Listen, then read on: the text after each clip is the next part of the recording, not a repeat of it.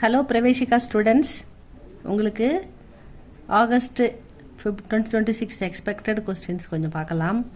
அதில் இந்த வாட்டி உங்களுக்கு ஃபஸ்ட் பேப்பரில் 4th கொஸ்டினுக்கு வார்த்தை 10 மார்க் வருது இல்லைங்களா? அதில் கொஞ்சம் எக்ஸ்பெக்டட் கொஸ்டின்ஸ் பார்க்கலாம். இந்த வாட்டி பேஜ் நம்பர் 11 இருக்குது பாருங்கள். உங்கள் புக்கில் ஃபஸ்ட்டு புக்கில் பேஜ் நம்பர் 11 4th கொஸ்டினுக்கானது வார்த்தை. निम्नलिखित छंदों का सप्रसंग व्याख्या प्रस्तुत कीजिए. கொடுக்கப்பட்டுள்ள பாடலுக்கு வியாக்கியா விளக்கம் அளிக்க வேண்டும் அப்படின்னு கொடுத்துருக்காங்க. இந்த புஷ்ப புஷ்பசே மேரா அந்த் அப்படின்ற பாடல் வரிகள் கொடுக்கப்பட்டிருக்கிறது. சந்தர்ப்ப இது இடம், எந்த சந்தர்ப்பத்தில் இந்த வரிகள் யாரால் எந்த பாட்டிலிருந்து கொடுக்கப்பட்டுள்ளது அப்படின்றத நம்ம சொல்லணும். அதுதான் சந்தர்ப்ப. ஏ பக்தியா, இந்த இதில் இக்கு அப்புறம் இந்த தாவுக்கு தான் ஈ போடுறாங்க. தீக்கு மாத்திரா ப இக்கு அப்புறம் தீ யா, அது அப்படி படிங்க. பக்தியா இந்த பேரா இந்த வரிகள் அப்படின்னு எடுத்துக்கணும். ஏ பக்தியா சூரியகாந்த் திரிபாठी निराला की कविता अभी न होगा मेरा अंत शीर्षक कविता से उद्धृत है. இந்த வரிகள் இந்த பக்தியா சூரியகாந்த் திரிபாட்டி நிராலாஜி எழுதின கவிதையிலிருந்து. கவிதையோட பேர் அபி ந ஓகா மேரா அந்த நகி, அபின்னா இப்பொழுது என்னுடைய முடிவு ஏற்படாது அப்படின்னு சொல்கிறது அந்த கவிஞர். அபின ஓகா மேரா அந்த என்னுடைய இறுதி முடிவு இப்பொழுது ஏற்படாது, நான் இப்போ ஓய மாட்டேன், நான் இப்போ போக மாட்டேன் அப்படின்றது. என்னுடைய முடிவு இப்போ ஏற்படாது. அபின ஓகா மேரா அந்துன்னா முடிவு, நான் ஓகா நகி ஏற்படாது, மேரா அந்த் என்னுடைய முடிவு அப்படின்ற தலைப்பில் தான் இந்த கவிதை எழுதியிருக்காரு. ஷீர்ஷக்னா சிறப்புடைய, கவிதா சே கவிதையிலிருந்து, உதிர்ந்தது இந்த வரிகள், இந்த பூவிலிருந்து இந்த இதழ் உதிர்ந்தது அப்படின்னு சொல்கிறோம் இல்லையா? அந்த மாதிரி இந்த பாடலிலிருந்து இந்த வரிகள் உதிர்ந்தன, உதிருத்துக அப்படின்னு சொல்கிறாரு. அது கவிதை நயத்தோட சொல்கிறாங்க. அபின ஓகா மேரா அந்த் ஷீர்ஷக்கு கவிதாமே, இந்த சிறந்த கவிதையில் அபின ஓகா மேரா அந்த் என்ற சிறப்புடைய கவிதையில் ஆப்கி பிரகதிவாதி சேத்தனா கா பரிச்சை மில்தாக. ஆப்கின்னா இந்த கவிஞருடைய, பிரகதிவாதி அப்படின்னா முற்போக்கான, அதாவது நல்ல முற்போக்கான சிந்தனை. சேத்தனான சிந்தனை, பிரகதிவாதினா முற்போக்கான சிந்தனை. பழமையான சிந்தனைக்கு ஆப்போசிட் தான் முற்போக்கான சிந்தனை. பழமைனா பழைய பழக்க வழக்கங்கள்லே மூழ்கி இருக்கிறது. அதை விடுத்து அறிவுபூர்வமாக புதிய சிந்தனைகளை உருவாக்குறோம் இல்லையா? அதுதான் முற்போக்கான சிந்தனைன்னு சொல்கிறோம்.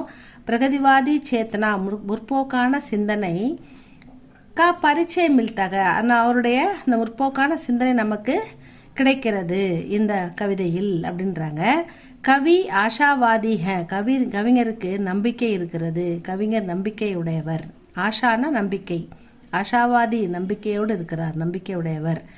ஆப்பு அவர், சப்கோ அனைவருக்கும், ஜாகுருத்துனா விழிப்புணர்வு, விழிப்படைய தூங்குறவங்களை எழுப்புறது, ஜாகுன்னா எழுப்புறது, ஜாகுருத்துனா இந்த இடத்துல அறிவுபூர்வமான உணர்வுகளை கொடுத்து மக்களை நல்ல சிந்தனையை கொடுத்து விழிப்படைய செய்கிறது. அவங்க கண்மூடித்தனமாக இருக்காமல் அறிவுபூர்வமாக யோசனை பண்ணி ஒரு விஷயத்தை செய்யணும், நீங்கள் அறிவுபூர்வமாக இருக்கணும் அப்படின்றதுக்கு விழிப்புணர்வை ஏற்படுத்துதல். ஜாகிருத்து கர்னா சாகத்தேக, மக்களுக்கு சபுக்கோ அனைவருக்கும் விழிப்புணர்வை ஏற்படுத்த விரும்புகிறார். சாகத்தேனா விரும்புகிறார். சபுக்கோ அனைவருக்கும். ஆல்சிபன் சே, ஆல்சிபன்னா சோம்பேறித்தனம், சோம்பலான தூக்கம். அந்த ஆல்சிபன்சே அந்த சோம்பலில் இருந்து முக்த கராக்கர் அவங்களை விழிப்படைய செய்து, நவஜீவன் கி புதிய வாழ்க்கை, நவஜீவன் புதிய வாழ்க்கையை, திஷானா புதிய வாழ்க்கை பாதையை, திஷானா பாதை, திகானா சாகத்தேக அவர்களை புதிய வாழ்க்கை பாதையில் அழைத்து செல்ல விரும்புகிறார். இதுதான் இந்த கவிதையுடைய இன்ட்ரடக்ஷன். அப்படி சொல்லும்போது இதை கவிஞர் சொல்கிறார் அப்படின்னு சொல்கிறாங்க. பாவார்த்தை பார்க்கலாமா? பாவார்த்தை அதனுடைய அர்த்தம். பாவு அர்த்தம். இன் பக்தியோமே கவி ககத்தேக, இந்த பேராவில் கவிஞர் கூறுகிறார். ககனா அப்படின்னா சொல்றது, ககத்தேன்னா சொல்கிறார். மை புஷ்போசே நான் பூக்களிடமிருந்து, புஷ்பம்னா பூக்கள், புஷ்போசே ஏன்னா இந்த பக்தி பேரா வந்து பாருங்க புஷ்பன்னு ஆரம்பிக்குது, இது நல்லா பார்த்து ஞாபகம் வச்சுக்கோங்க. மை புஷ்போசே ஆல்சி பன்கி கோ நிக்கால் தூங்கா, அந்த பூக்களிடம் இருக்கும் சோம்பேறித்தனத்தை வெளியேற்ற விரும்புகிறேன், அதிலிருந்து அதுங்களை விழிப்படையாத அந்த தூக்கத்திலிருந்து, சோம்பேறித்தனமான தூக்கத்திலிருந்து அதுங்களை நிக்கால் எழுப்ப விரும்புகிறேன். உன்ஹே நவஜீவன் கே, அவர்களை புதிய வாழ்க்கை பாதையில் அமிர்த ரஸ், அப்பாதையில் கிடைக்கும் அமிர்தமான அந்த அமிர்தத்தை பிரசாதமாக அவைகளுக்கு அளிக்க விரும்புகிறேன் அப்படின்னு சொல்றாரு. உன்கோமை அனந்த் ஜீவன் கா ராஸ்தா திகாவுங்கா, அவங்களுக்கு நான் ஆனந்தமான வாழ்க்கை பாதையை, கா ராஸ்தானா வழி, பாதை, ஆனந்தமான வாழ்க்கை பாதையை திகாவுங்கா காமிப்பேன் அப்படின்னு சொல்றாரு. யஹா கவி பாரத் கி யுவா பீடி கி अपना युवा पीढ़ी की ओर इशारा करते हैं. இங்கே வந்து அவர் யாரை சொல்கிறாருன்னா, இந்த பூக்கள் இது எல்லாமே பாரத்க்கு யுவா, பாரத நாட்டின் இளைஞர்களை, இளம்பெண்களையும் இளைஞர்களையும் சொல்கிறார். பாரத்க்கு யுவா பீடிக்கு, யுவா இளைஞர்களை பிடித்துள்ள அந்த துன்பத்தை, அந்த சோம்பேறித்தனத்தை இஷாரா கர்த்தேக, அதை தான் குறிப்பிட்டு சொல்கிறாரு அப்படின்னு சொல்கிறாங்க. பாரத்க்கு யுவா பீடிக்கு ஓர் இஷாரா கர்த்தேக, இந்த பாரத இளைஞர்களை சோம்பேறித்தனத்திலிருந்து விழிப்படை செய்வேன் என்று அவர்களை இஷாரா கர்த்தே, அவர்களை குறிப்பிட்டு, பாரத இளைஞர்களை குறிப்பிட்டு, இஷாரா அவர்களை குறிப்பிட்டு சொல்கிறார் அப்படின்னு சொல்றாங்க. பாரத்க்கு யுவா பீடி தந்திராலஸ் மேஹ, இப்போ இளைஞர்கள் வந்து ஒரு வித சோம்பலில் இருக்கிறாங்க. தந்திராலஸ்னான்றது ஒரு வித சோம்பல், லேசினஸ்ல இருக்காங்க. ஆல்சி பன்மே, அந்த தூக்கமா, அந்த சோம்பலான தூக்க மயக்கத்தில் மஸ்துக மயங்கி கிடக்குறாங்க. சோம்பேறியா இருந்து அப்படியே பழகி அதிலே ஒரு இன்பமாக இருக்கிறாங்க. அது வந்து ஒரு நிரந்தரமான இன்பம் சோம்பேறித்தனமாக இருக்கிறது அப்படின்னு இருக்கிறாங்க. உன்கோ ஜாகிருத்து கர்ணா கவி அப்பனா கர்த்தவிய மான்தேக, அப்படிப்பட்ட இளைஞர்களை விழிப்படைய செய்வதே தன்னுடைய கடமை, கர்த்தவியன்னா கடமை என்று கவிஞர் ஏற்றுக்கொள்கிறார், கவிஞர் நினைக்கிறார். அத்தக, அதனால கவி ககத்தேக, கவிஞர் கூறுகிறார் कि जब तक युवा पीढ़ी नवजीवन के वस्तु जीवन के चुस्त जीवन के अनंत की नहीं पहुंचानेगी तब तक मेरा अंत नहीं होगा. அதாவது அவர் என்ன சொல்ல வர்றாருன்னா, குழந்தை, அந்த இளைஞர்கள் வந்து யுவா பீடி, இளைஞர்களை பிடித்திருக்கும் இந்த சோம்பேறித்தனம், லேசினஸ், இதெல்லாம் வந்து இதெல்லாம் விடுவித்து சுஸ்த ஜீவன்கே, சுறுசுறுப்பான சுறுசுறுப்பு மற்றும் உழைப்பு, அப்படிப்பட்ட புதிய வாழ்க்கை, ஜீவன்கே அதில் கிடைக்கின்ற ஆனந்தத்தை அவர்கள் நகி பகுஞ்சா நேகி, அவர்கள் அடையும் வரை, அவர்கள் அடையாத வரை, அந்த உழைப்பின் சிறப்பு, உழைப்பினால் கிடைக்கின்ற அமைதி, இதெல்லாம் அவர்கள் அடையாத வரை நான் வந்து தபுத்தக்கு மேரா அந்து, என்னுடைய அது வரைக்கும் என்னுடைய முடிவு வந்து ஏற்படாது.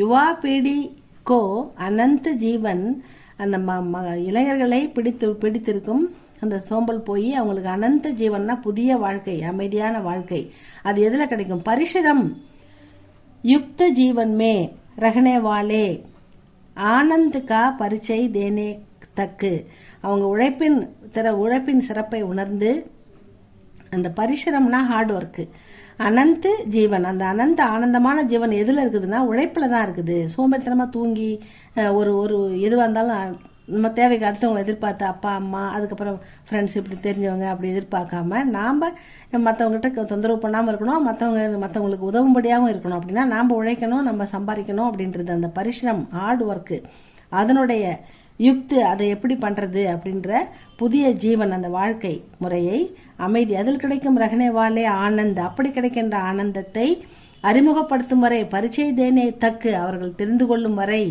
மேரா அந்து நகி யோகா, என்னுடைய முடிவு ஏற்படாது. யஹு இஸ் பத்யாம்ஷ் மே ஹமே கவி கே சகாராத்மக் சிந்தன் கா பரிச்சை மில்தாக, அதாவது இஸ் பத்யாம்ஷ் மே, இந்த வரிகளில் ஹமே நமக்கு, கவிக்கே கவிஞருடைய, சகாராத்மக் அவருடைய இந்த முயற்சி, அந்த புதிய சிந்தனை நமக்கு அது கிடைக்கிறது. அவருடைய இந்த புதிய சிந்தனை, புதிய மக்களை விழிப்படைய செய்ய வேண்டும் என்ற அந்த சமுதாய உணர்வு பரிச்சயம் மில்தாக அறிமுகம் நமக்கு கிடைக்கிறதுன்னு சொல்கிறாங்க. கவிஞருடைய இந்த இளைஞர்களை சோம்பேறித்தனத்துலேருந்து சுறுசுறுப்பாக வர வரைக்கும் என்னுடைய முடிவு ஏற்படாது. இந்த புஷ்பன்றது பூக்களில் இருக்கின்ற சோம்பேறித்தனத்தை போக்குவேன் அப்படின்றார். பூக்கள்னு யாரை குறிப்பிடுகிறார்னா பாரத நாட்டு இளைஞர்களை குறிப்பிடுகிறார் அப்படின்னு எடுத்துக்கணும். இவ்வளோதான் ஸ்டூடெண்ட்ஸ் இந்த பாவார்த்தை. இந்த பாவார்த்தை தெரிஞ்சால் போதும். கவிஞருடைய எஸ்ஏல கூட இருந்தால் நீங்கள் இந்த பாயிண்ட் எல்லாமே எழுதிடலாம். அதனால் இது எக்ஸ்பெக்டடாக இருக்கிறதால இதை நல்லா படிச்சுக்கோங்க. இதுக்கப்புறம் இன்னொன்று மொத்தம் வந்து 4 கொடுத்து 2 கேட்குறாங்க. நம்ம 4க்கு இப்போ 1 தான் பார்த்துருக்கோம். இன்னொன்று அடுத்த கிளாஸில் பார்க்கலாம் ஸ்டூடெண்ட்ஸ். நல்லா படிக்க ஆரம்பிங்க ஸ்டூடெண்ட்ஸ். இப்போ எக்ஸாம் முடிஞ்ச உடனே அடுத்த கான்சன்ட்ரேஷன் இதில் பண்ணுங்கள். அப்படியே கூடவே நல்லா இப்போ ரீட் பண்ணவும், ப்ரொனன்சியேஷன் நல்லா அழகாக ஸ்பீடாக படிக்கவும், நல்லா ஹிந்தியில் புரிஞ்சிக்கவும், ஹிந்தியில் ஏதாவது கொஸ்டின் கேட்டால் ஆன்சர் பண்ணவும், ஸ்போக்கனும் அப்படியே கற்றுக்குங்க ஸ்டூடெண்ட்ஸ். இதுக்கப்புறம் வந்து அடுத்த கிளாஸில் பார்க்கலாம். இது உங்களுக்கு பிடிச்சிருந்தா லைக் பண்ணுங்கள், சப்ஸ்கிரைப் பண்ணுங்கள் ஸ்டூடெண்ட்ஸ். தேங்க்யூ ஃபார் வாட்சிங்.